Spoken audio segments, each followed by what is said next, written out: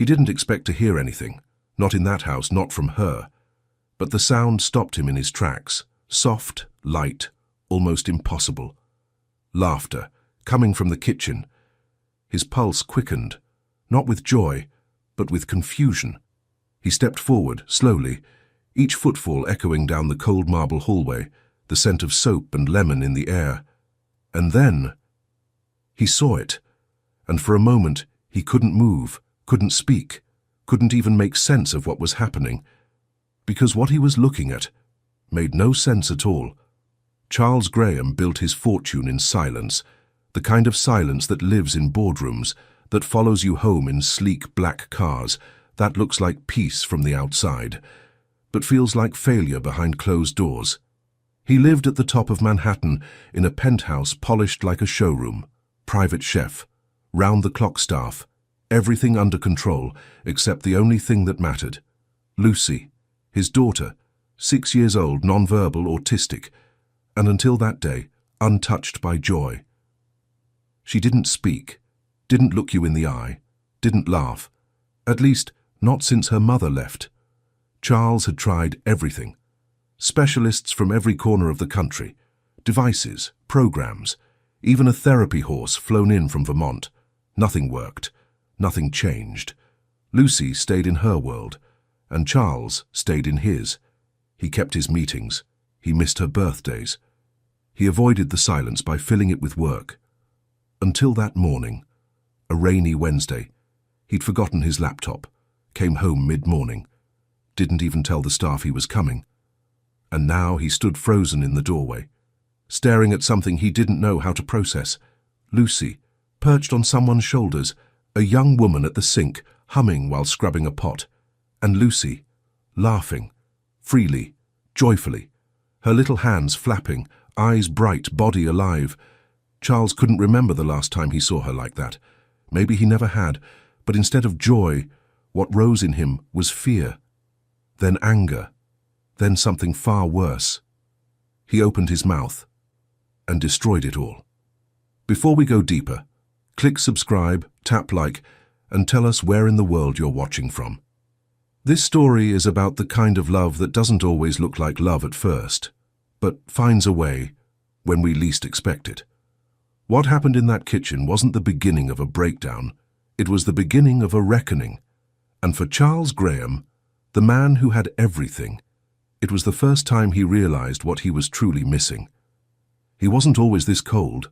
Once Charles Graham was the kind of man who believed in legacy, in building something that mattered, not just for profit, but for family, for a future. But the day Lucy stopped speaking, something inside him stopped too. He tried to keep going, tried to be the man the world still believed he was. 40 years old, head of a tech empire that went from garage code to global IPO in 6 years.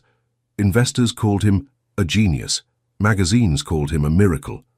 But at home, there was no press, no applause, just the quiet click of his dress shoes on hardwood floors and a daughter who couldn't say his name.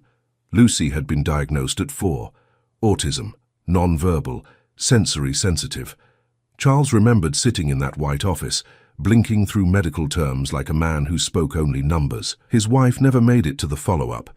She packed a suitcase that fall and left a single note by the door. I can't do this.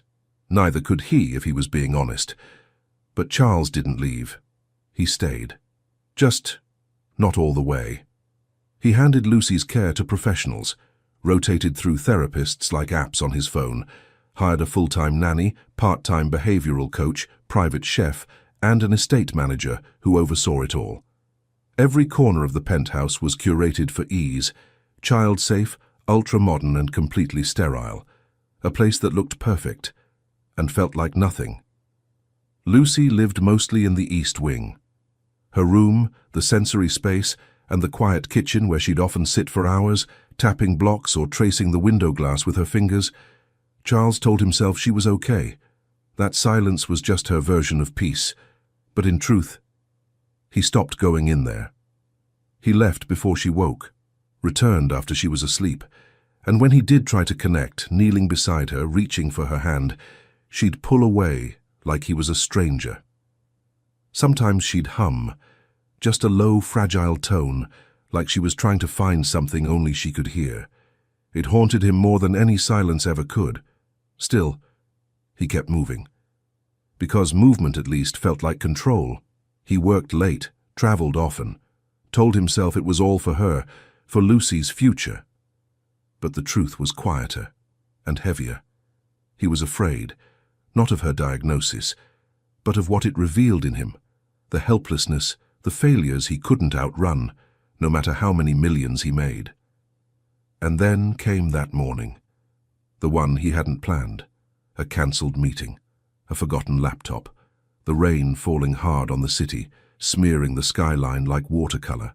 He'd stepped into his home expecting silence. Instead, he heard something he hadn't heard in years. Joy. Not music. Not a therapist's song. Not a toy making noise. Laughter. Real. Messy. Alive. And for a moment, he didn't recognize it, until he followed it.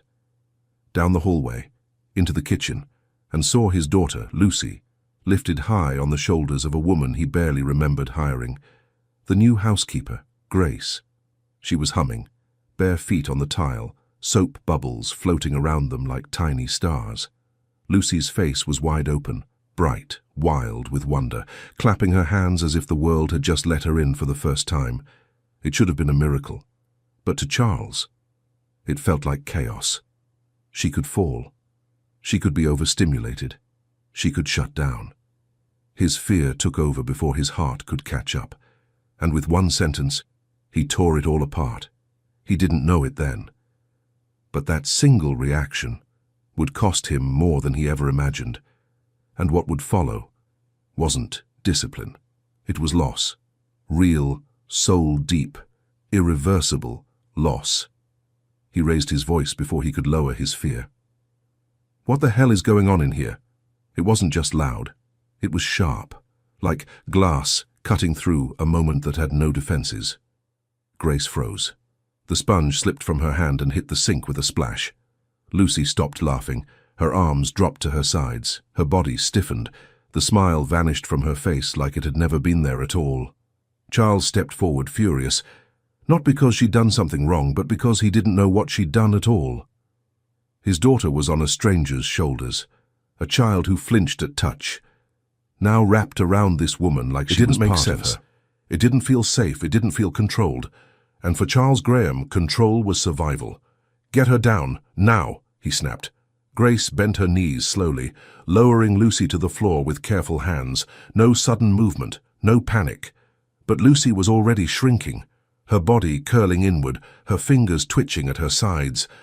The look on her face wasn't confusion, it was fear. "She was safe," Grace said softly. "She asked to see the bubbles. I thought—" "You thought," he cut in, jaw tight. "You don't get paid to think." Grace stood up straight. She didn't argue. She didn't raise her voice. "I just wanted her to smile," she said. And she did. But he wasn't listening. He couldn't. He was already too far gone. "You're not her therapist, you're not her parent, you're a maid. A maid. Stay in your lane." He didn't mean to say it that way, but it came out with all the weight of everything he hadn't said in months.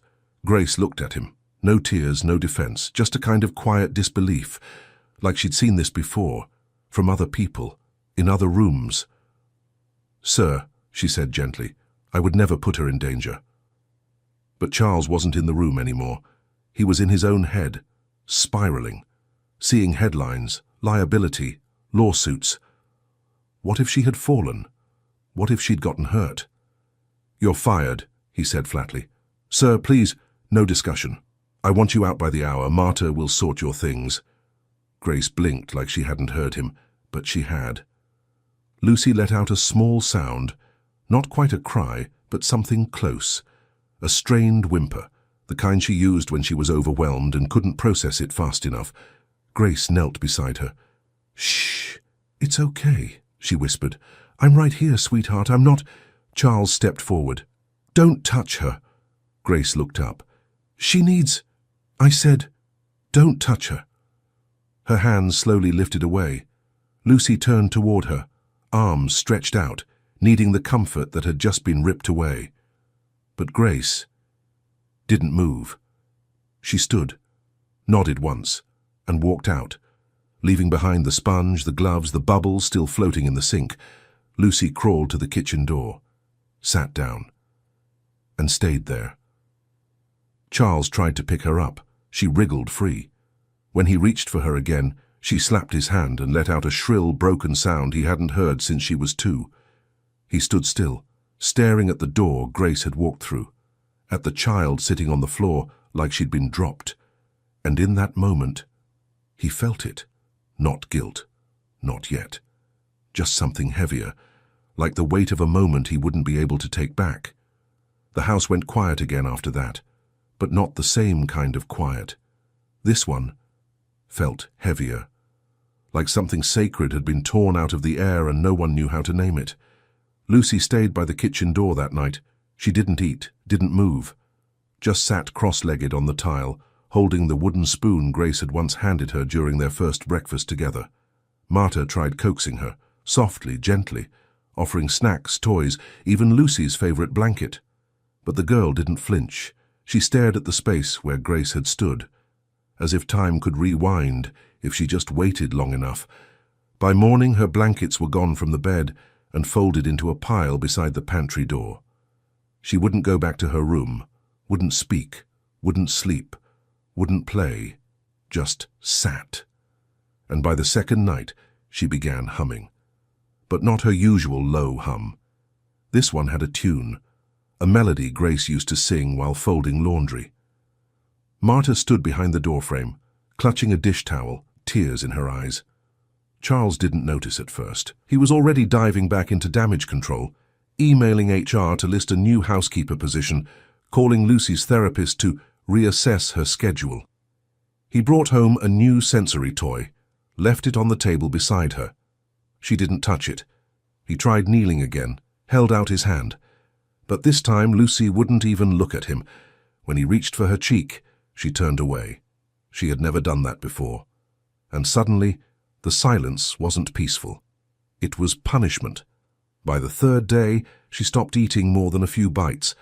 Marta called the pediatrician, who said regression was common during emotional disruption, especially in children like Lucy. Just keep the routine consistent, they said. But nothing was consistent anymore. Not without Grace. And Charles was beginning to feel it. The sense that something had slipped through his fingers, something fragile and irreplaceable. He stood at the doorway that night, watching Lucy curl into herself on the floor, rocking gently, clutching that spoon like it meant something he couldn't understand. He didn't move, didn't speak, because deep down, he knew. He wasn't who she was waiting for. Marta entered quietly behind him.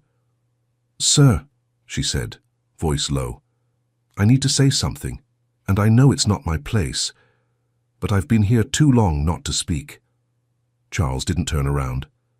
"She's getting worse," Marta continued. "You see it, I see it, and I know you don't want to hear this, but I have to tell you anyway." He looked at her, exhausted, angry, desperate for someone to blame. "You made a mistake," she said softly. Charles's jaw clenched. She was being careless. What if Lucy had fallen? She didn't. "That's not the point." "She laughed, sir," Marta interrupted gently but firmly. "For the first time in her life. I've been here since Lucy was born. I've never seen her smile like that." Charles exhaled through his nose, trying to keep control of the conversation, but Marta wasn't finished. "She wasn't just smiling," she said. "She was alive, and you took that away." Charles stepped back, shaking his head. "She's just adjusting. She'll be fine." "No, sir, she won't." Her next words dropped like stone. "She said something." Charles blinked. "What?" Marta nodded, eyes glassy. She looked at Grace and said a word. He stared at her, not breathing. She said, "Mommy." Clear as day. Time stopped. Charles looked back toward the kitchen. Lucy was still there, still rocking, still waiting. And suddenly, he couldn't feel his hands. He wanted to ask Marta to repeat it, wanted to deny it, wanted to believe she'd misheard, imagined it, wanted it too badly. But he knew Marta. She didn't lie. And the weight of that one word, "Mommy," broke something open inside him. Something that had been locked tight for far too long. He had fired the only person who'd ever reached her. Now she was gone. And Lucy was slipping away with her. He didn't sleep that night. Not after what Marta said. Not after hearing that one word echo again and again in his head. Mommy. He watched Lucy through the hallway window, curled up on the kitchen floor beneath the pantry light, her small body still rocking gently, her eyes wide and blank. And suddenly all the things he thought were final weren't. The firing, the rules, the decisions he made to stay in control. He'd been wrong. So completely, painfully wrong. And now he had to fix it. But Grace was gone. By morning, Charles had called the agency 3 times. No answer. The 4th time, a woman picked up. Polite, rehearsed, distant. "Grace Abraham," he said, trying to keep his voice steady. "She worked here until 4 days ago. I need to speak with her." "I'm sorry, sir, there's no forwarding contact. No number. She didn't leave one." "What about an address?" "All we have is a P.O. box and a temporary Queen's shelter listed on her intake file. No residential information." Charles hung up without saying goodbye. Then he stood in the middle of the kitchen, staring at Lucy's untouched cereal bowl. He was a billionaire. He could buy land, move markets, track down CEOs across continents, but he couldn't find a single woman who had changed his daughter's life in less than 2 weeks. By noon, he'd called every shelter in Queens. Some were helpful. Most weren't. No one recognized the name. No one could place her face. A few volunteers promised to check the intake logs and call him back. No one did. Lucy didn't move from her spot, not even when Marta tried to carry her to bed. She cried for the first time that evening, not loudly, just a soft, hollow sobbing, like her body had forgotten how to weep properly. That night, Charles sat beside her and whispered, "I'm sorry." She didn't react. He whispered it again. Still nothing. The next morning, he hired a private investigator. He didn't ask about cost, didn't ask how long it would take. He just said the name, showed the resume from the agency file, and gave the only lead he had, the shelter. The man didn't blink, just said, "I'll find her." And then Charles waited. Each day blurred into the next. Lucy stayed curled by the door, now with her back to the world. She stopped humming, stopped crying. She simply withdrew. He tried talking. He tried toys. He tried being present. But he had shown up too late. Whatever Grace had unlocked in those short, impossible days was slipping away. And it was all his fault. On the 6th day, the investigator called. "She's not at the shelter anymore," he said. "Hasn't been for weeks, but someone remembered her. Said she used to come by with her little brother. Gave us a new lead." Charles didn't ask what it was. He was already grabbing his coat. It was raining again, the same way it had that morning in the kitchen. He arrived at a worn-down building in Queens, the kind with rusted gates and cracked steps. No elevator, 5 flights of stairs. By the 4th, he was winded. By the 5th, he was shaking. He raised his hand, knocked twice. The door creaked open. A girl, maybe 8, maybe younger, peeked out with cautious eyes. "Who are you?" I'm looking for Grace." The girl called over her shoulder. "Jew! There's a man at the door." A pause. Then footsteps. Grace appeared, towel over one shoulder, her face unreadable. The moment she saw him, something in her jaw tightened. Her arms folded across her chest. "What do you want?" Charles opened his mouth, but for once the words didn't come easily.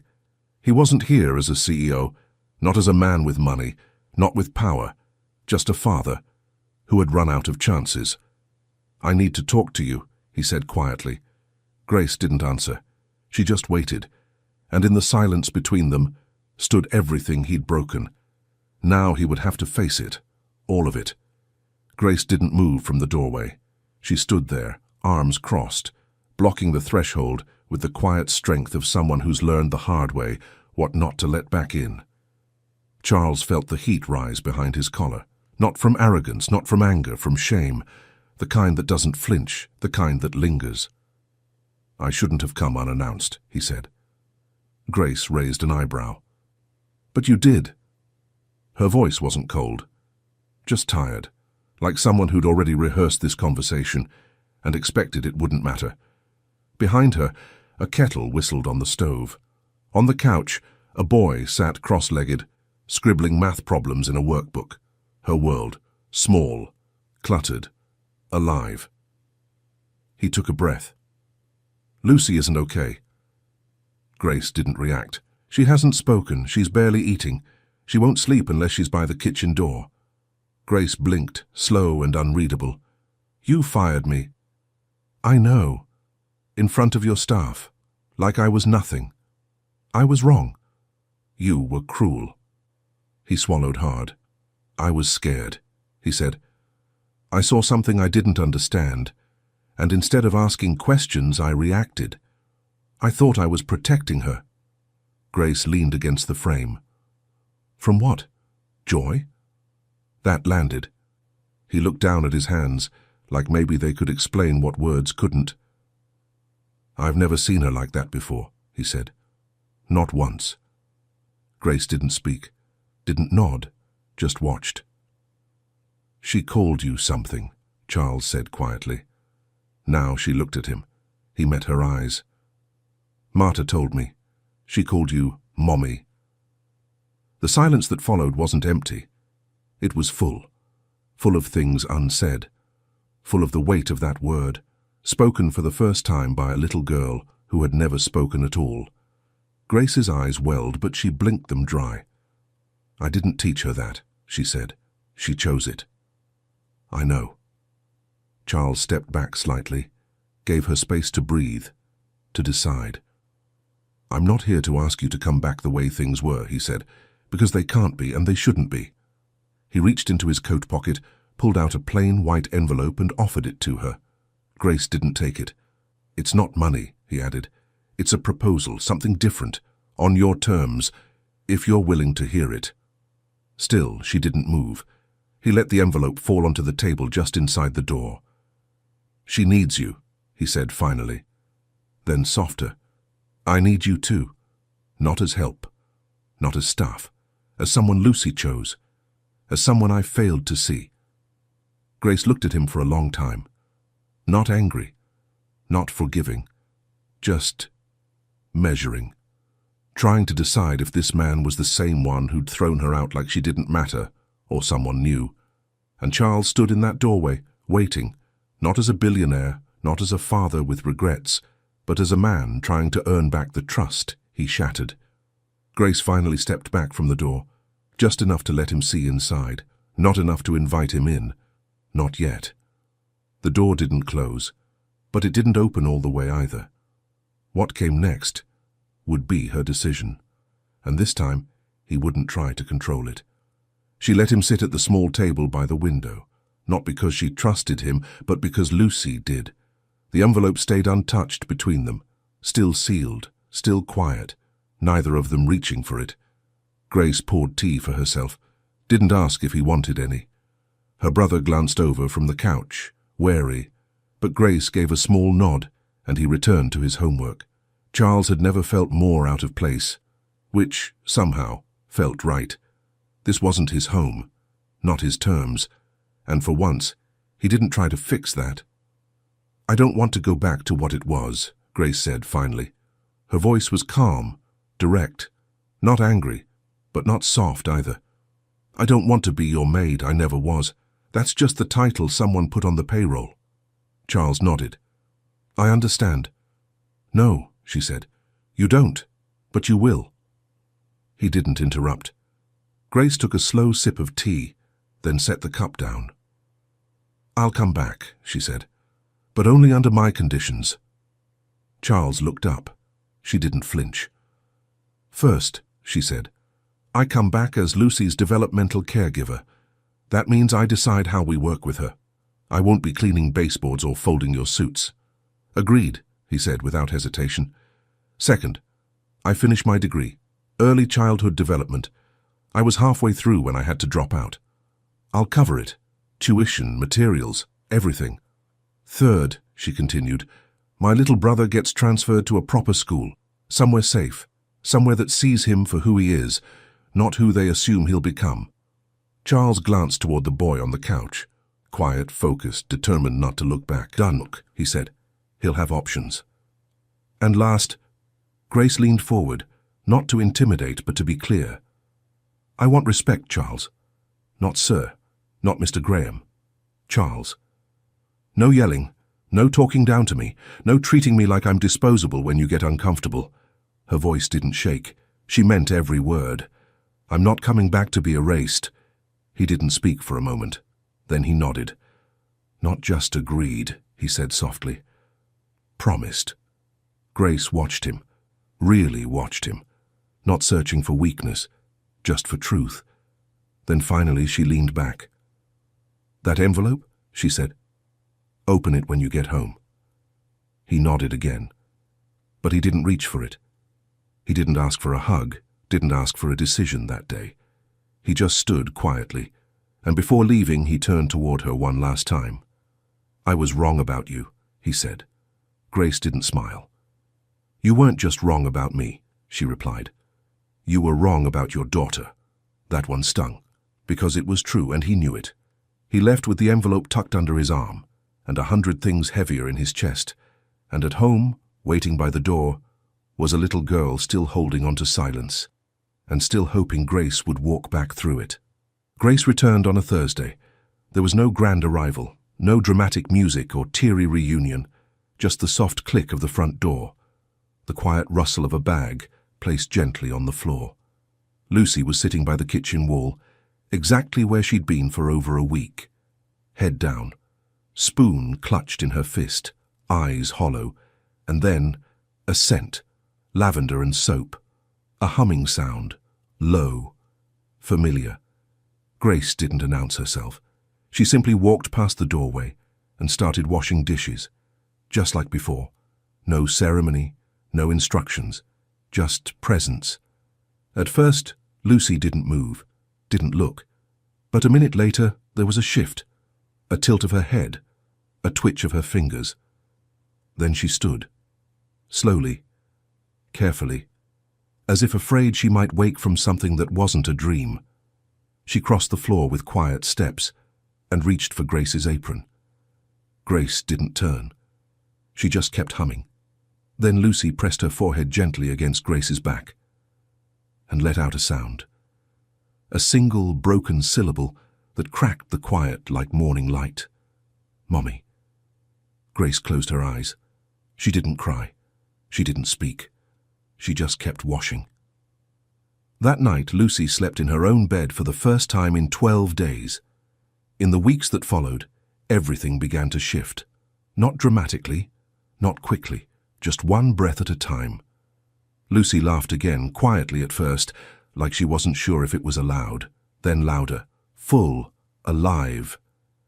She let Grace comb her hair, let Charles sit beside her without pulling away, started clapping to music, dancing in circles, grabbing Grace's hands and spinning until they both fell over laughing on the rug. And then the words came, not in full sentences, not even every day, but real. Bubbles. Juice. Mommy. Dog. Charles listened to each one like it was a verse from scripture. He started coming home early, not for meetings, not for show, just to watch them. Sometimes he stayed in the doorway, didn't say a word, just stood there, watching his daughter come back to life. One afternoon he heard Lucy whisper something from across the room. She was lying on her back, her head on Grace's lap. Her voice was faint, like a secret. Mommy loves me. Charles had to leave the room. He didn't want them to see him cry. He wasn't sure when it happened, but something in him had changed. The boardroom didn't feel as urgent. The company no longer filled the void, and the silence he once drowned in was now full of music. Grace hadn't just returned to care for Lucy. She had redefined what care looked like: firm, gentle, intentional. There were charts on the fridge now, routine cards on the wall, flashcards by the sink, labelled with tiny drawings and stickers. And Lucy?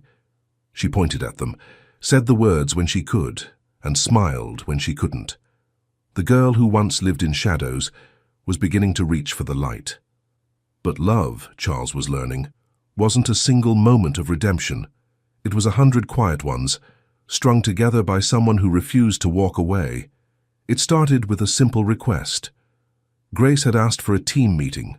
Nothing formal, just a check-in with the household staff.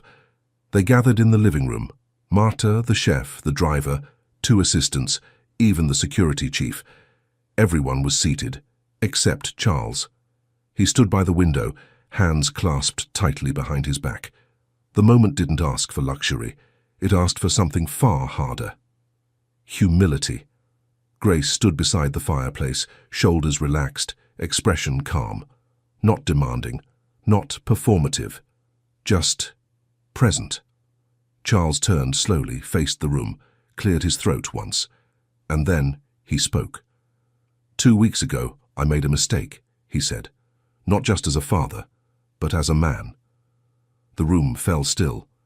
I reacted from fear, not understanding. I let my pride speak louder than compassion, and I disrespected someone who gave my daughter more than I ever have. He looked at Grace, not with shame, with reverence. You brought Lucy back to life, he said, his voice tight. Not with therapy, not with money, but with patience, with warmth, with presence. The silence in the room thickened. I treated you like staff, like help, like someone who could be replaced. A pause. You can't be.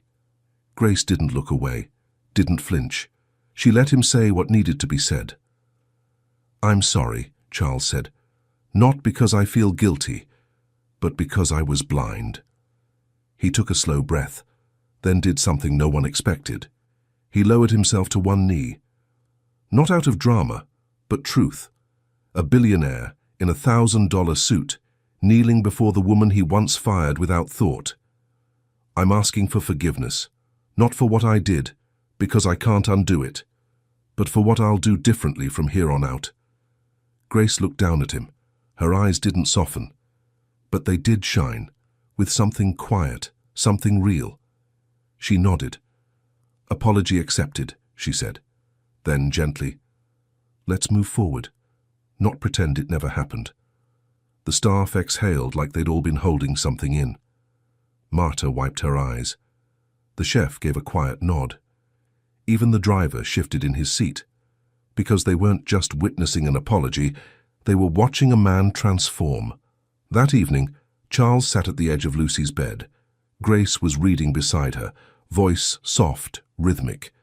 Lucy curled between them, her head resting on Grace's arm, her fingers gently tracing the fabric of Charles's sleeve. And for the first time in years, he didn't feel like an outsider in his own home.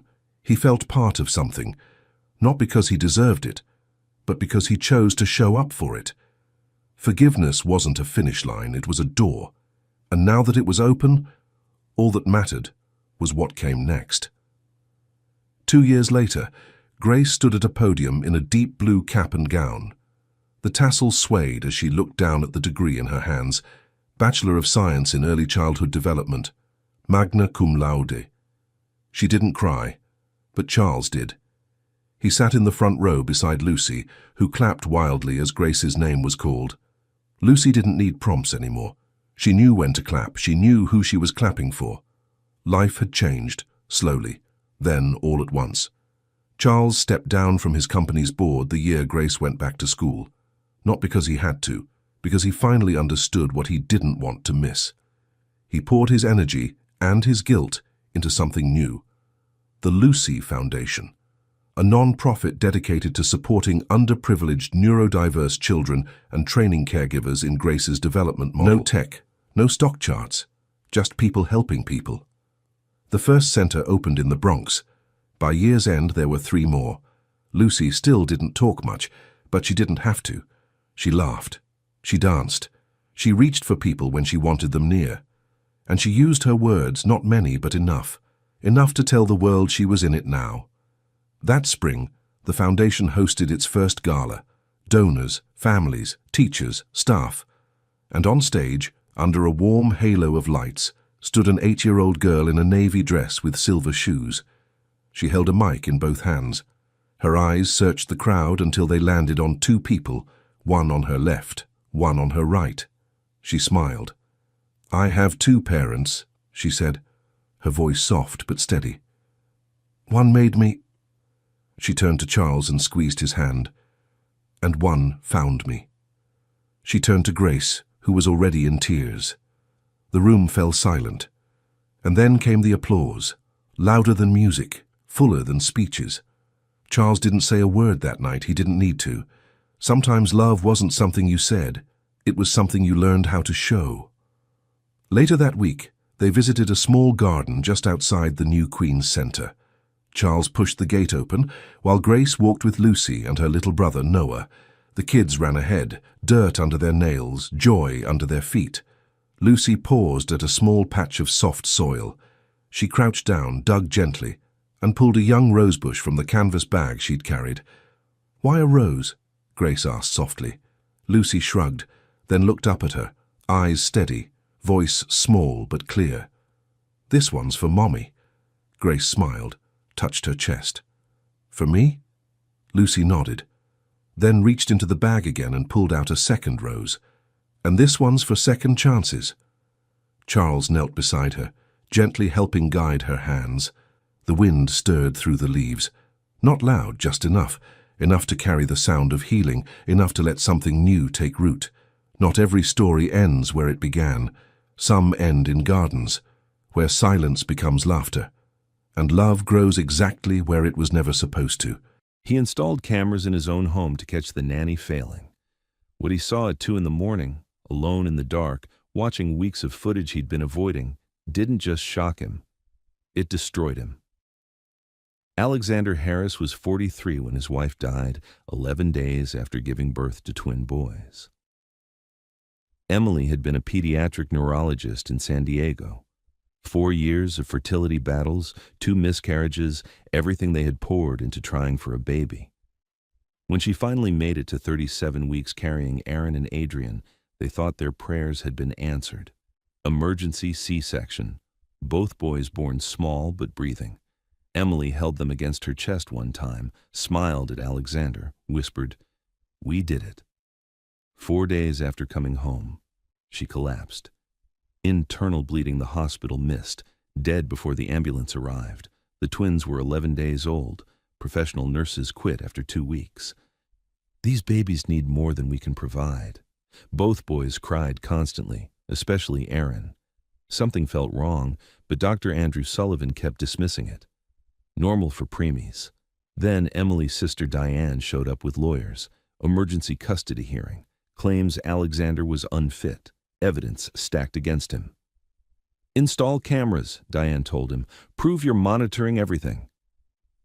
Desperate, Alexander hired Maureen James, 29, studying for her nursing license, gentle with the twins in ways that eased their crying. Diane hated her immediately. Too young, unqualified, dangerous. The doubts got inside Alexander's head. He installed the cameras. Weeks passed. His company faced a crisis, 18-hour days, no time to check footage, until one night at 2 a.m., alone, he finally opened the files. What he saw changed everything. Before we continue, hit that like button, subscribe to this channel, and tell me where in the world you're watching from. Because this story is about the people carrying weight we never see, the ones God puts in our path when we're too broken to notice. And if you've ever felt invisible, if you've ever sacrificed everything for someone who didn't even know, this one's for you. You're seen. You matter. And maybe this story found you today because you needed to hear that. Alexander sat in his home office, the house silent except for the hum of his laptop. 2:17 a.m. He couldn't sleep. Hadn't been able to since the takeover fight ended. Victory should have felt good, but the penthouse was too quiet and Emily's absence too loud. He opened the security footage files, 3 weeks of recordings he'd never watched. Started at the beginning, expecting to see what Diane had warned him about. Maureen on her phone, the twins crying unattended, proof he could take to court. The first clip loaded. 8:43 a.m. on a Tuesday morning. Maureen was on the living room floor with both boys, but she wasn't just playing with them. Her hands moved with precision, lifting Aaron's left arm, rotating it at specific angles, stretching it gently while counting softly in another language. Her movements weren't casual. They were clinical, purposeful.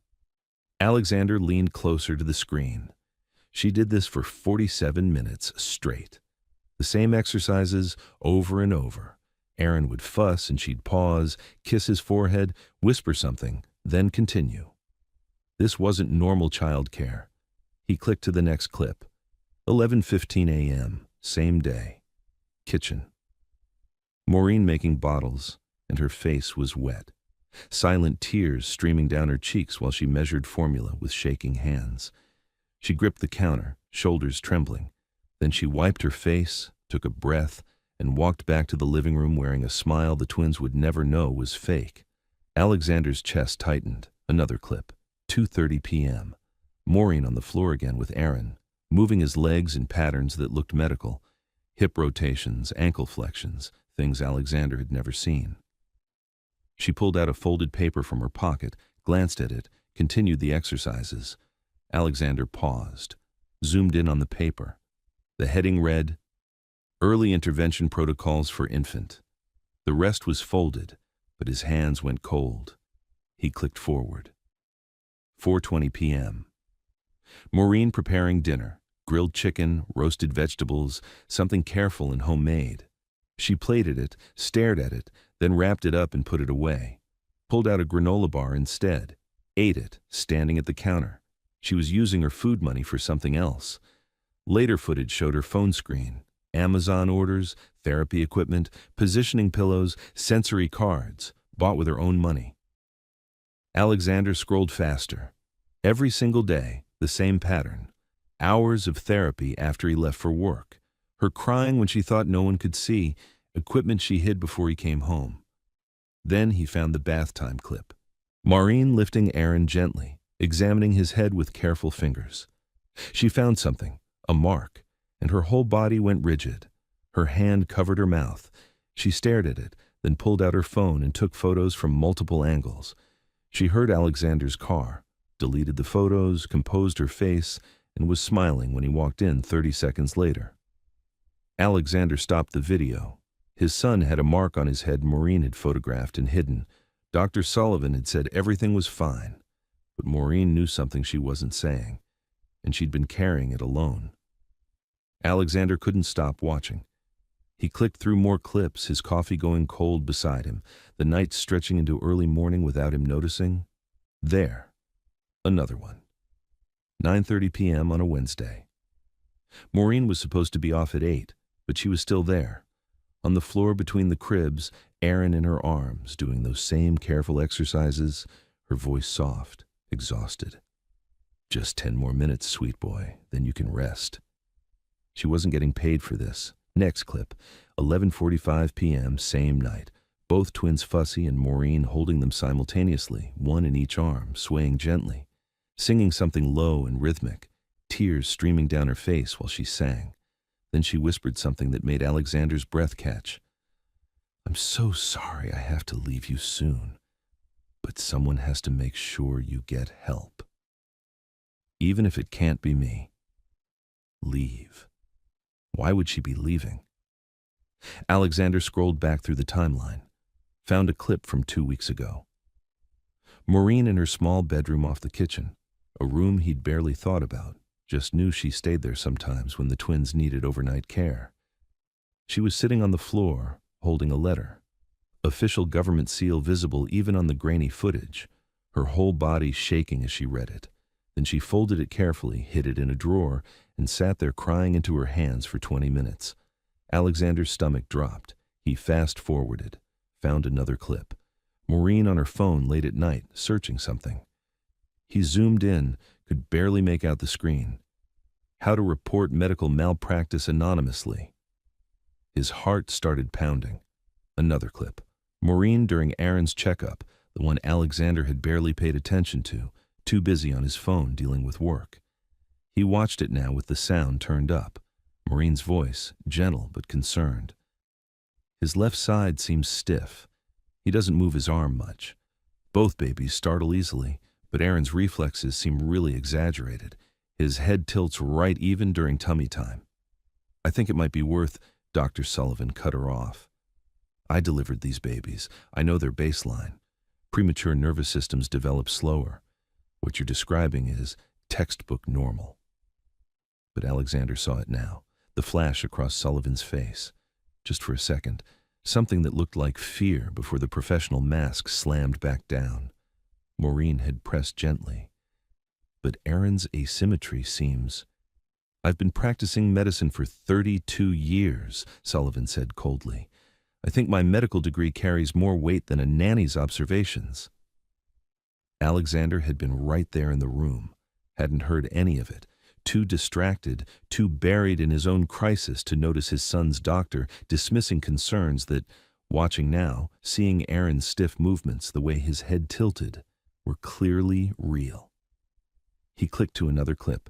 Maureen researching on her phone, article after article about infant cerebral palsy, birth trauma, forceps injuries, oxygen deprivation. She was teaching herself how to save his son, while he'd been installing cameras to catch her failing. Alexander's hands were shaking now. He searched through more footage, looking for— he didn't even know what— answers, understanding, some explanation for why this woman would sacrifice everything for children who weren't hers. Then he found the clip that broke him completely. The timestamp read 1:18 a.m. 4 nights ago. Maureen in her bedroom, door closed. Alexander almost skipped past it. What could happen in her private space that mattered? But something made him pause. She was on the floor, back against the bed, laptop open in front of her, typing something. Her face was wet, but she wasn't making a sound. Just tears running down while her fingers moved across the keyboard. Alexander leaned closer to the screen, adjusted the angle, could barely make out what she was writing. It was an email. To Massachusetts Medical Board. Subject: urgent, potential medical malpractice involving infant patient. His blood went cold. She kept typing. I am writing to report concerns regarding Dr. Andrew Sullivan and his treatment of twin infants Aaron and Adrian Harris, born via emergency C-section on— She listed the date, the hospital, every detail she'd memorized. Patient Aaron Harris shows clear signs of birth trauma. Left side hypertonia, exaggerated Moro reflex, persistent torticollis. Physical examination reveals a faint but visible mark on his scalp, consistent with forceps placement. When these symptoms were brought to Dr. Sullivan's attention at the 2-month checkup, he dismissed them as normal, despite their progressive nature. Alexander's hands gripped the edge of his desk. She continued typing. I believe Dr. Sullivan caused injury during delivery and is now covering up the damage by refusing proper evaluation and treatment. Without immediate intervention, this child will suffer permanent developmental delays. I'm submitting this report anonymously because I am undocumented and fear deportation, but I cannot in good conscience remain silent while a child's future is being sacrificed to protect a doctor's reputation. She sat back, reading what she'd written. Her shoulders shook. Then she highlighted the entire email and deleted it. Opened a new draft. Wrote the same thing again, word for word. Deleted it again. She did this 5 times. Finally, she saved a draft and closed the laptop. Pulled her knees to her chest, buried her face, and cried the way people cry when they're completely alone. Raw, broken, the kind of crying that comes from carrying something too heavy for too long. Alexander heard her whisper through the speakers. I'm sorry, Miguel.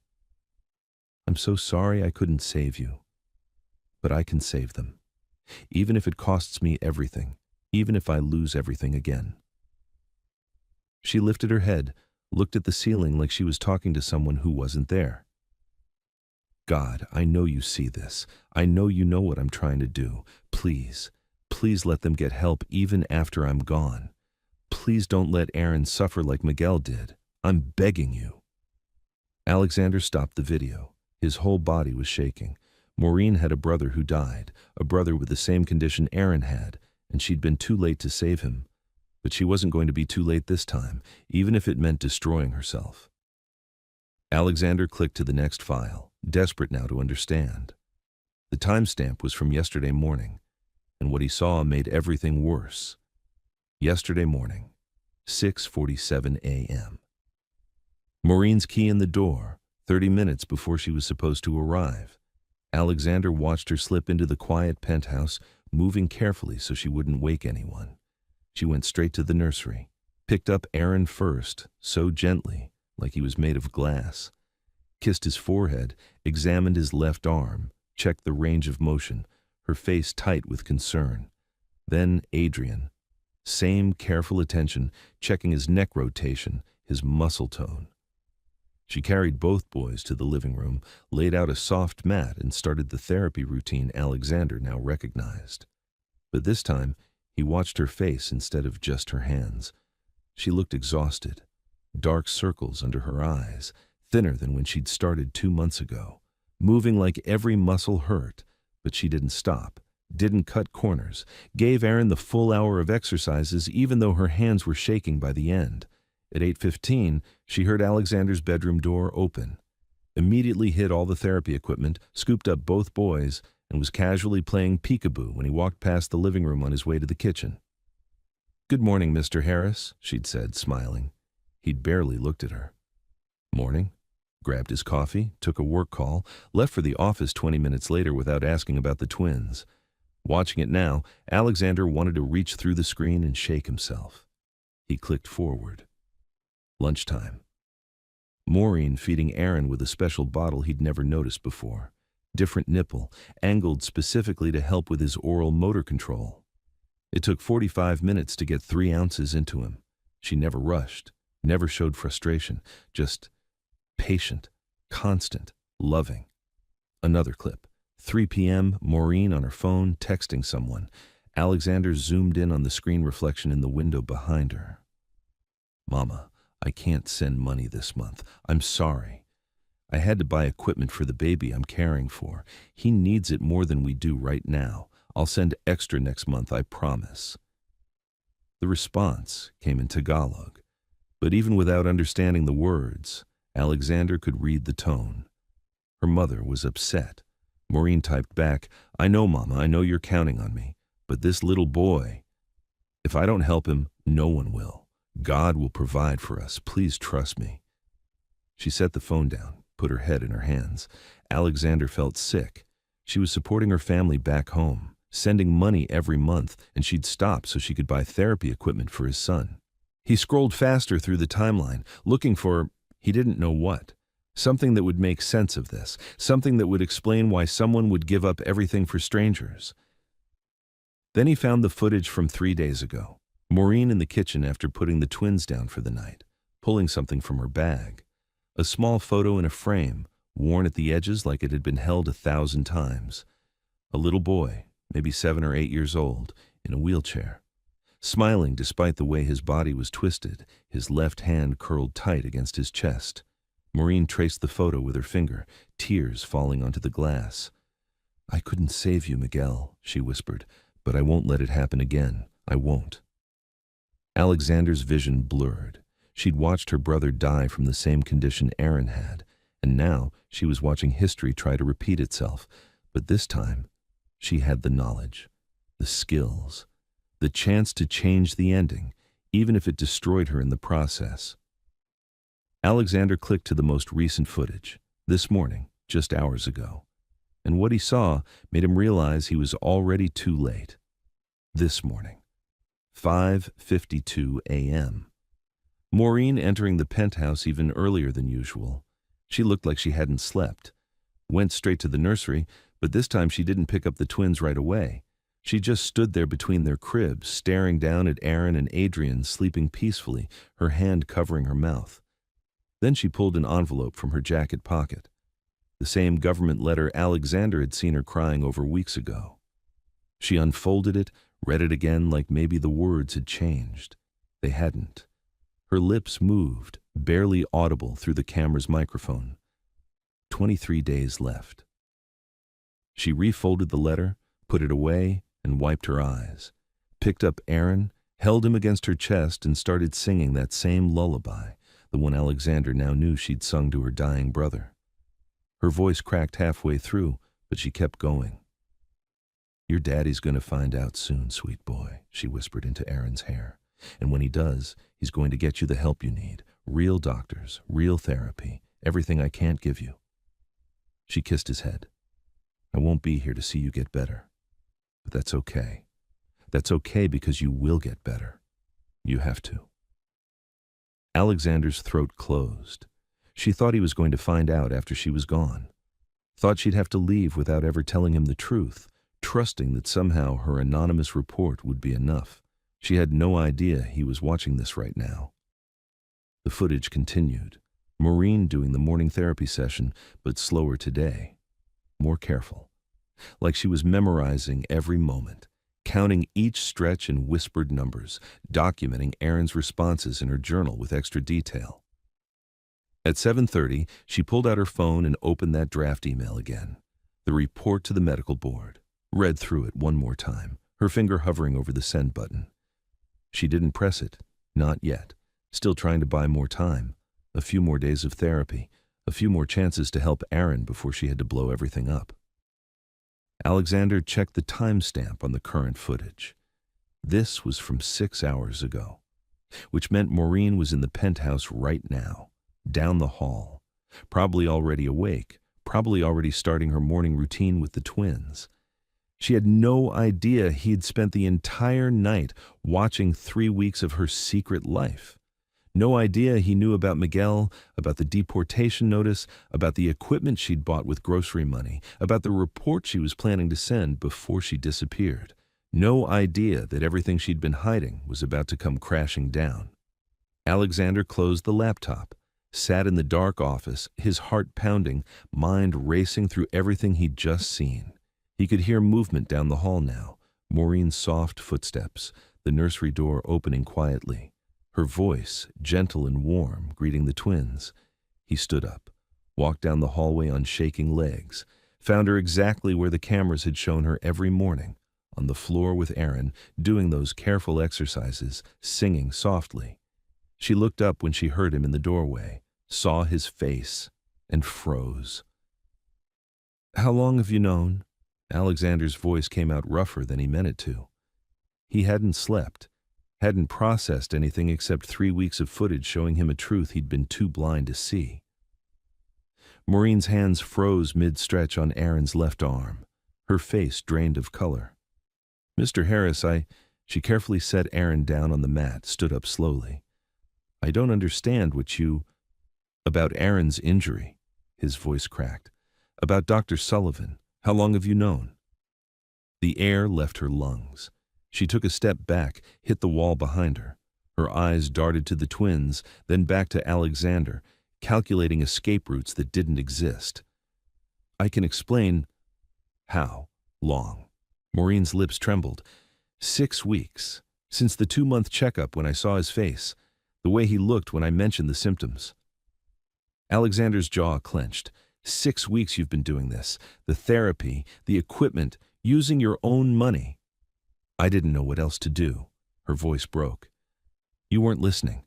The doctor wasn't listening. Aaron needed help and nobody was. Why didn't you tell me? The question hung between them like a blade. Maureen's eyes filled with tears. Because I'm illegal, Mr. Harris. The words came out barely above a whisper, but they hit Alexander like a physical blow. My visa expired 7 months ago. I couldn't afford to fix it.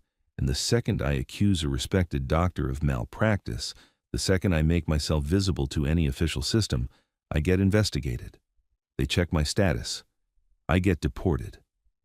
Her voice was shaking now. I knew you wouldn't believe me over him. I knew I had no credibility, no standing, no proof except what I learned taking care of my brother who died from the same thing. Alexander stared at her. Your brother.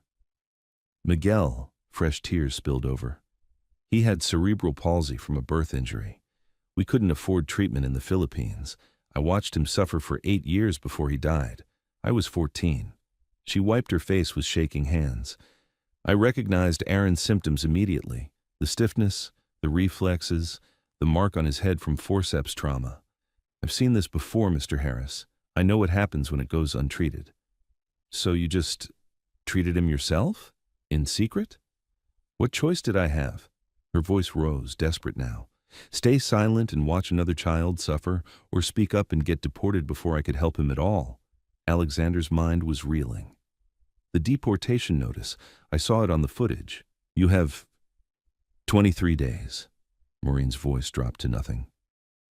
I was going to stay until the end, do as much therapy as possible, then send an anonymous report to the medical board before I left. At least then you'd know the truth. At least Aaron would get real help even if I wasn't here to see it. You were going to sacrifice everything. It wasn't a question. He's a baby, Mr. Harris, tears streaming freely now. An innocent baby who didn't ask for any of this, whose mother died giving him life, who deserves every chance to be okay. Her voice broke completely. I already failed to save one child. I couldn't fail again, even if it cost me everything, even if... She stopped mid-sentence, seeing something change in Alexander's face. What did you see? She whispered. On the cameras. What did you see? Alexander's hands were shaking. Everything, he said quietly. I saw everything. Maureen's knees nearly gave out, and in that moment, she understood. He knew about Miguel, about the therapy, about the money she'd spent, about the email she'd drafted and deleted 100 times, about every single thing she'd been hiding. She waited for him to tell her to leave, to call immigration, to fire her and protect himself from the liability. Instead, Alexander pulled out his phone, started dialing. Maureen's heart stopped.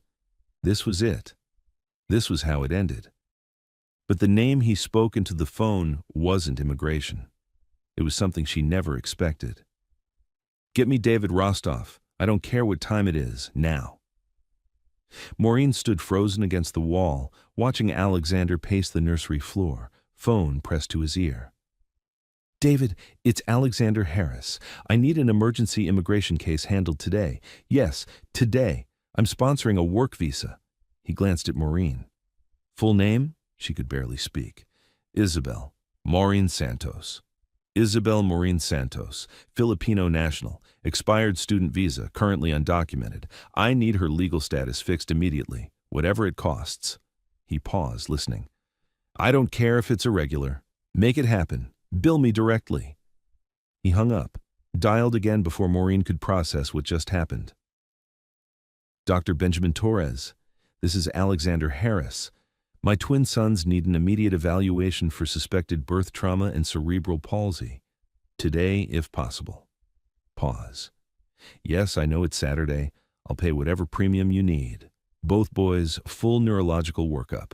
Another call. Sullivan's office. This is Alexander Harris. You can inform Dr. Sullivan he's fired effective immediately. Forward all medical records for Aaron and Adrian Harris to Dr. Benjamin Torres by end of business today. And tell him I'll be filing a formal complaint with the medical board on Monday morning. He ended the call. Made one more. Patricia, Diane, listen carefully.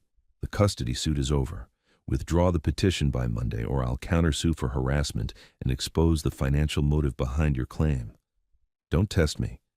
He hung up, finally looked at Maureen. She was crying so hard she could barely stand. Mr. Harris, I can't.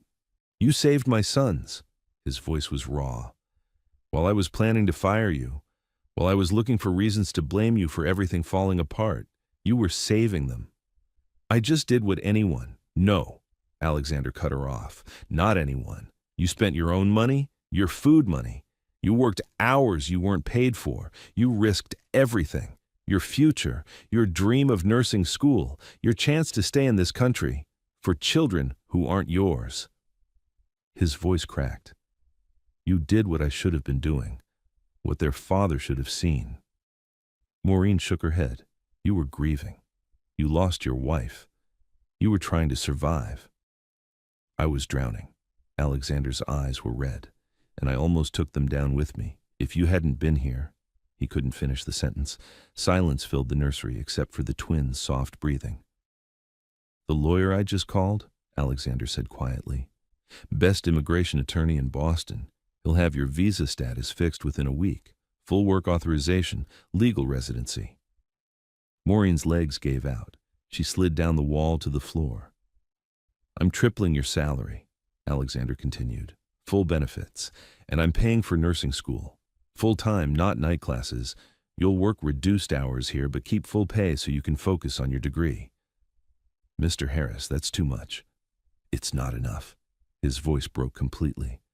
It'll never be enough for what you've done.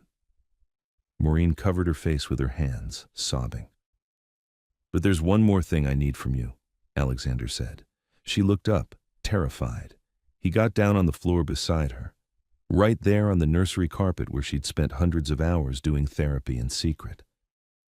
Teach me, he whispered. Show me how to help them. Show me what you've been doing. I want to learn. I need to learn.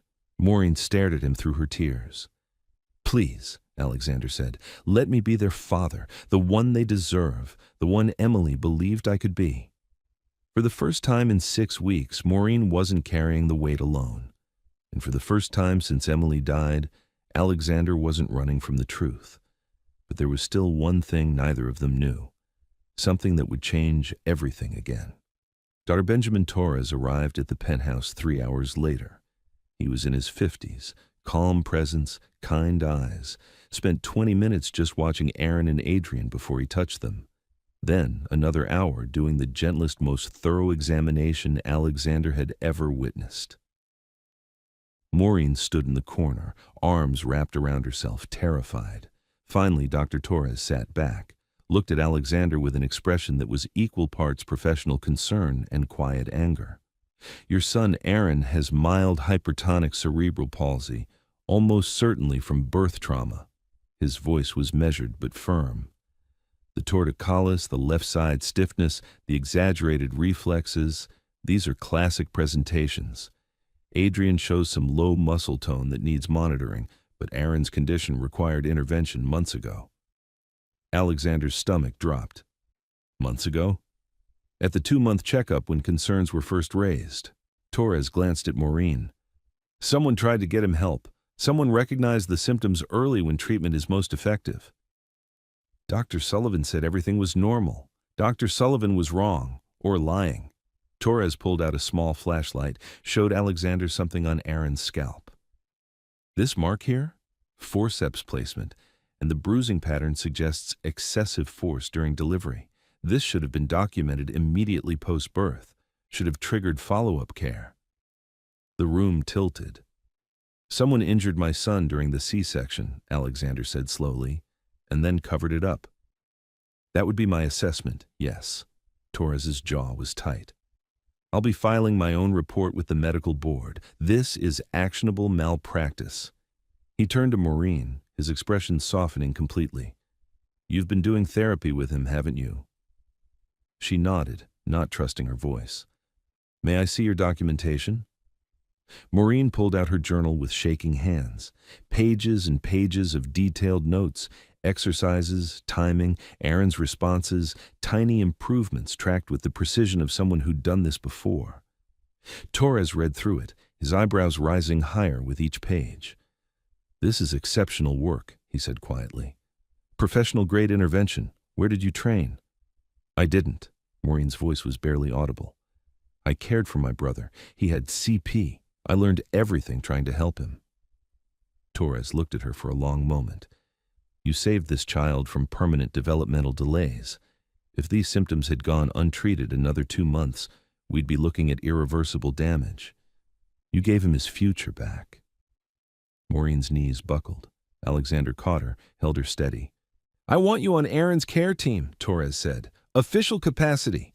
I'll supervise, but you're clearly the expert on his specific case. You'll need to be certified, of course, but... She's enrolling in nursing school, Alexander said. Full-time. I'm covering tuition. Torres smiled. Good. The medical field needs people who care like this. He stood, packed his equipment. I'll send over a formal treatment plan by Monday. Aaron will need ongoing therapy, but the prognosis is excellent thanks to early intervention. He paused at the door. Mr. Harris, the person who did this to your son, who injured him and then covered it up? His voice went cold. Make sure he faces consequences. Children like Aaron deserve justice. After Torres left, Alexander and Maureen sat on the nursery floor, Aaron between them, Adrian sleeping peacefully in his crib. "Show me," Alexander said softly. "Show me the first exercise." Maureen's hands were still shaking, but she picked up Aaron gently, demonstrated the careful stretch of his left arm, the precise angle, the counting rhythm. "Like this. 10 reps 3 times a day. You have to be patient. It takes time." Alexander watched, memorized every movement. "Can I try?" She handed Aaron to him, guided his hands to the right position. "Gentle, just like that. Count with me."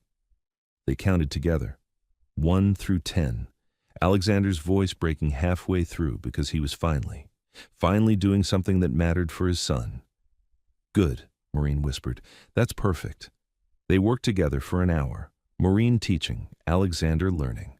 Both of them focused entirely on this tiny human who needed them both. When Aaron finally fell asleep, exhausted from the therapy, Alexander looked at Maureen. "Thank you," he said, "for not giving up on them. For not giving up even when I gave you every reason to." Maureen wiped her eyes. "They're worth it. Every sacrifice, every risk, they're worth everything." "I know," Alexander said. "I'm just sorry it took me so long to see it." 3 weeks later, something happened that changed everything one final time. Something that proved God's timing is always perfect, even when we can't see it. 3 months later, Alexander left work at 5 p.m. sharp. It was a Tuesday. His board members had stopped questioning it. The company ran fine without him micromanaging every decision. Turned out the world didn't end when he chose his sons over conference calls. He walked into the penthouse and heard laughter coming from the living room. Maureen was on the floor with both boys, now 7 months old. She looked different, less exhausted, more herself. The weight of secrets no longer pulling her down. Her visa had come through 2 weeks after that morning in the nursery. She was enrolled at Boston College School of Nursing, attending classes 3 days a week while still working reduced hours with the twins. "How'd they do today?" Alexander asked, setting down his briefcase, something he used to bring home and ignore. Now he actually left work at work. Aaron rolled from back to tummy, both sides. Maureen's smile was radiant. 3 times. Alexander's throat tightened. 3 months ago, Aaron couldn't roll at all. His left side too stiff, his muscles too tight. Now he was moving like any other baby. "Dr. Torres came by for the weekly check," Maureen continued. "He said Aaron's progress is exceeding every projection. The torticollis is almost completely resolved." Alexander got down on the floor beside them. Adrian immediately crawled into his lap, something that still made Alexander's chest ache with gratitude. His sons knew him now, trusted him, wanted him. He picked up Aaron, did the stretching exercises that had become as natural as breathing, counted in rhythm with Maureen, their voices overlapping like a song they'd practiced 1,000 times. The medical board had suspended Dr. Sullivan's license pending investigation. Criminal charges were likely. Alexander had made sure of that, not out of vengeance, but because other children deserved protection. Diane had withdrawn the custody suit without a fight once she realized Alexander had documentation of her financial motives. She hadn't contacted him since, and every night before bed, Alexander sat in the nursery and talked to Emily's picture on the wall, told her about the boys' day, about Maureen's nursing school classes, about the small victories that felt like miracles. "You'd be so proud of them," he'd whisper, "and you were right about something. God does provide. Even when we can't see it, even when we're too broken to recognize help standing right in front of us." Now, watching Aaron laugh as Maureen tickled his feet, Alexander felt something he hadn't felt since Emily died. Hope. "Mr. Harris, look." Maureen's voice pulled him back. She was holding a toy just out of Aaron's reach. Aaron was staring at it, concentrating. Then, slowly, deliberately, he reached out with both hands, left and right. Working together? The toy wasn't the point. The reaching was. Both hands, equal strength, perfect coordination. Maureen's eyes filled with tears. He did it. He actually did it. Alexander couldn't speak, could barely breathe. Aaron grabbed the toy with both hands and brought it to his mouth, completely unaware that he'd just proven every doctor wrong, validated every sacrifice Maureen had made, justified every sleepless night and terrified prayer. "Miguel would be so proud of you," Maureen whispered, one hand on Aaron's head. So proud. Alexander understood then what he'd been too blind to see before. God hadn't taken Emily away as punishment. He'd sent Maureen as grace, a young woman who'd lost her brother, carrying that grief across an ocean, working jobs that barely paid rent, fighting to stay in a country that didn't want her, all so she'd be exactly where she needed to be the moment Alexander's sons needed her most. "Thank you," Alexander said, his voice breaking, "for everything. For seeing them when I couldn't. For staying when you had every reason to run. For loving them like they're mine," Maureen finished softly. "Because they are. Maybe not by blood, but by choice, by love, by every hour I spent believing they deserved a future." Alexander pulled both boys close, Maureen's hand resting on his shoulder.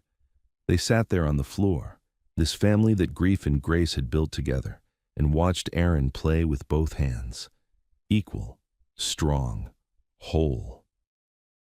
Outside, the sun was setting over San Diego. Inside, 3 people who'd all lost someone they loved had found something they didn't know they needed. Each other. And a second chance to get it right. Sometimes the people who save us aren't the ones we expect. Sometimes God sends help in forms we almost miss.